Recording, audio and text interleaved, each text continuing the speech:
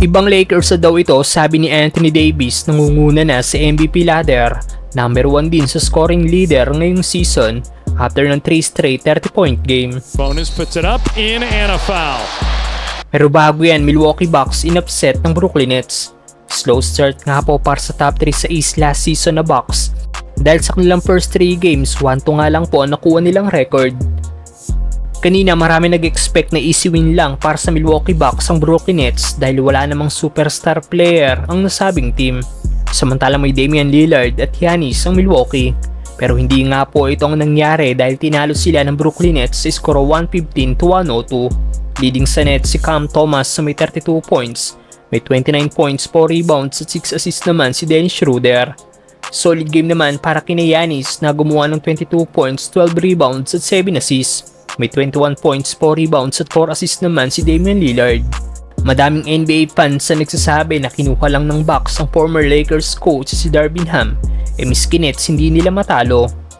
Starter din sa Bucks ang former Lakers forward si Taurean Prince na gumawa lang ng 3 points kanina despite sa 34 minutes playing time na nakuha nito. Samantalang Anthony Davis, sinabing ibang Lakers na daw ito ngayon after ng kanilang 3-0 na record. Nangunguna na sa MVP ladder. Number 1 din sa scoring leader ngayong season after ng 3 straight 30-point game. Malayo sa 0-3 record ng Lakers last season, undefeated nga po ang team ngayon na may 3-0 na record at isa sila sa nangunguna sa West standings. Bukod sa galing ng kanilang bagong coach na si JJ Redick, malaking factor dito ang dominant game ni Anthony Davis na 3 consecutive game na gumawa ng 30 points. Kontra sa Wolves, gumawa si AD ng 36 points, 16 rebounds, 4 assists sa 3 block shots. Kontra naman sa Phoenix Suns, nagtala ang Lakers big man ng 35 points, 8 rebounds, 4 assists sa 2 block shots. At kahapon, laban sa Kings at kay Sabonis, nagtapos si Davis na may 31 points, 9 rebounds, 2 assists sa 2 block shots. Clutch na clutch din ang 9-time All-Star laban sa Kings dahil sa last minutes ng laro, isang crucial 3-point shot ang naipasok ni Davis para magbigay sa kanila ng 2-possession lead.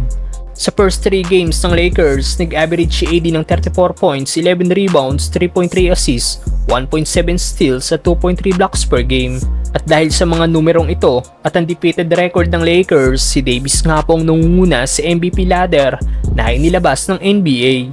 Si Davis nga din po ang nangunguna sa scoring leaders ngayong season. At after ng game kahapon sa Sacramento Kings, sinabi ni Davis sa kanyang post-game interview na gustong-gusto niya daw ngayon ng katayuan ng team, na kahit marami pa silang pwedeng i-improve sa kanilang laro, mahirap daw ang naging first 3 games nila na kilalang mga team sa West Conference pero nagawa nilang manalo, kaya naman napansin na daw ng karamihan na ibang team na talaga ang Lakers ngayon.